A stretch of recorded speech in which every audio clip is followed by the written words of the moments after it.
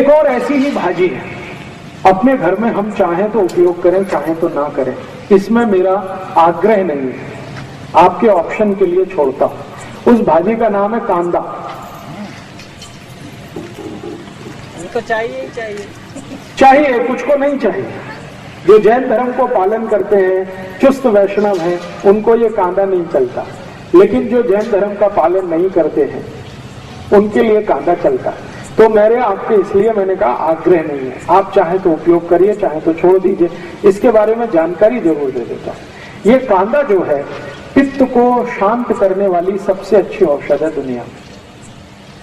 अगर पित्त खराब है किसी का, पित्त खराब आप समझते हैं, गैस बनना, खट्टी खट्टी डकार आना, मुंह में पानी आना, सतत जड़ होना, खाने को पाचन नहीं होना, ये सब पित्त की तकलीफ है। वमन होना, उल्टी होना, वॉमिटिंग होना, ये सब पित्त की। तो पित्त को सबसे ज्यादा संतुलित करने की ताकत जिसमें है वो कांदे में। तो कांदा आप चाहें तो खाइए। आप बोलेंगे पित्त शांत करने की और भी दवाएं, हाँ बहुत सारी दवाएं हैं, मैं बता दूंगा, लेकिन कांदा अभी बता रहा हूं। कांदा पित्त को शांत करने की सबसे अच्छी औषध है। पित्त की खराबी से शरीर जितने भी रोगों में फंसता है, सब रोगों को ठीक करने की ताकत कांदा में है। जैसे गर्मी है और गर्मी में सन स्ट्रोक हो गया, लू लग गई आपको, अब लू के बाद आपको बहुत कुछ तकलीफ आने वाली है, वो सभी रोगों में कांदा आपके लिए उपयोगी है, सभी रोगों में लू लगने के बाद। इसी तरह से आंखों का एक रोग होता है जिसको कैटरेक्ट कहते हैं, मोतियाबिंद। मोतियाबिंद को गलाने की ताकत अगर दुनिया में किसी चीज में है तो वो कांदे के रस में। बिना ऑपरेशन अगर आपको आंखें ठीक रखनी है तो कांदे का रस सतत आंखों में डालिए। जिंदगी भर आप चाहते हैं कि आंखों को चश्मा ना चढ़े और कभी भी आंखें आपकी खराब ना हो, तो कांदे का रस आप अपनी आंखों में डालिए। आप में से किसी को भी मोतियाबिंद हो गया हो और आप नहीं चाहते कि आपका ऑपरेशन हो, या आपके पास ऑपरेशन कराने के लिए पैसा नहीं है, तो आप कांदे के रस से मोतियाबिंद को गला सकते हैं और आंखें ठीक कर सकते हैं। इसको कितने दिन लेना है, कैसे लेना है, इसका सूत्र मैं बता देता हूं। कागज पेन हो तो लिख लीजिए, क्योंकि ये बहुत काम आएगा। 1 चम्मच पांडरे कांदे का रस। देखिए कांदा एक ही काम का है जिसको पांडरा कांदा कहते हैं, ये लाल वाला किसी काम का नहीं। औषधीय गुण जो हैं वो सफेद प्याज में ही है, पांडरे कांदे में ही है, लाल वाले में कोई औषधीय गुण नहीं है। वो तो खाने के लिए आप खा सकते हैं, औषधीय गुण उसमें नहीं है। औषधीय गुण जो है वो पांडरे कांदे में ही है। तो पांडरे कांदे का 1 चम्मच रस ले लीजिए।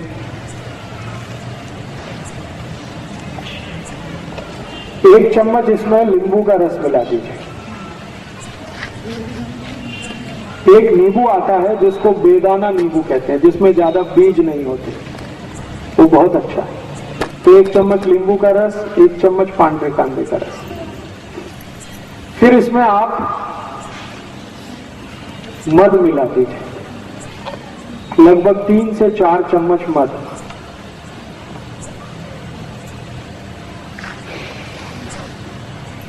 और इसी में 1 चम्मच गुलाब जल मिला दीजिए।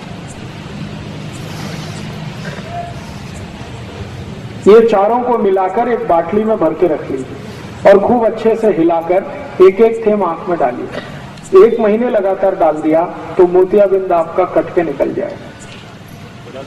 गुलाब जल 1 चम्मच, जितना आपका कांदे का रस उतना ही गुलाब जल, उतना ही नींबू का रस, लेकिन मध इसमें 3 से 4 फुट जाती, मैंने 3 से 4 चम्मच मध। अब ये जो सोल्यूशन तैयार हुआ है इसको बाटली में भर के रखेंगे, 4-5 महीने ये खराब नहीं होता। इसको रूम टेम्परेचर पे भी रखा जा सकता है, जरूरी नहीं है कि हमेशा इसको फ्रिज में रखना। खाली सीधे रूम टेम्परेचर पे रख के रात में सोते समय 1-1, 2-2 थेम आंख में डालते रहिए। 1-1.25 महीने के बाद आपका मोतियाबिंद खत्म कर देगा। और एक बीमारी है आंखों की जिसको ग्लूकोमा कहते हैं। ग्लूकोमा, ग्लूकोमा माने काला पानी, आंखों में हमेशा काला काला दिखता है और कुछ दिखता ही नहीं, उनकी भी ये सबसे अच्छी औषध है। और एक बीमारी है आंखों में जिसको रेटिनल डिटैचमेंट कहते हैं। आंखों का ये जो रेटिनल पर्दा है ना, ये खिंच जाता है आगे या पीछे, उसमें भी ये सबसे अच्छा काम आता है। अब इसमें आपत्ति के रूप में क्या है, अगर कोई जैन है, चुस्त जैन, एक तो वो कांदा यूज नहीं कर सकते और दूसरा मद भी नहीं कर सकते, तो उनके लिए ऐसी ही बीमारी अगर है तो एक दूसरी औषध बता देता हूं। जो कांदा यूज नहीं करते और जो मद भी यूज नहीं करते, उनके लिए बहुत अच्छी औषध इसी बीमारी में, जिनको कैटरेक्ट है, ग्लूकोमा है, रेटिनल डिटैचमेंट है, उसकी औषध का नाम है गाय का मूत्र, गोमूत्र।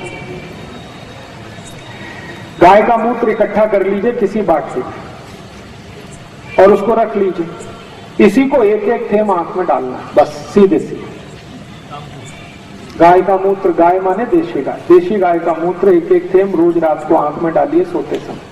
तो 1 से सवा महीने में ये भी आपका कैटरेक्ट ठीक कर देगा, 2 सवा 2 महीने में ग्लूकोमा ठीक हो जाता है, और 3 महीने सतत डालें तो रेटिनल डिटैचमेंट ठीक कर देता है।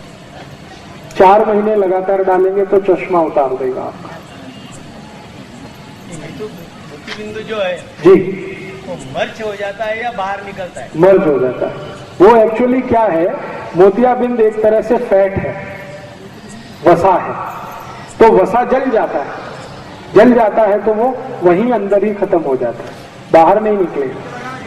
जी, छान के अगर गाय बड़ी है जो 3-4 बार मां बन चुकी है, उस गाय का मूत्र लेंगे तो फिल्टर कर लीजिए, और गाय की बछड़ी है तो वो डायरेक्ट भी डाल सकते हैं, क्योंकि वो बहुत शुद्ध होता है और काफी कुछ फिल्टर होके जाता है।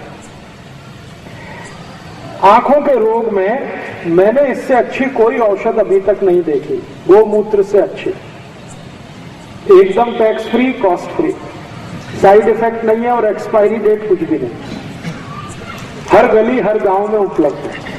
और गाय माता इतनी अद्भुत है कि वो कभी भी मूत्र देने के लिए पैसे नहीं लेती, आप डब्बा लगा दो, भर लो, लेकिन रखने का है कांच की बाटली।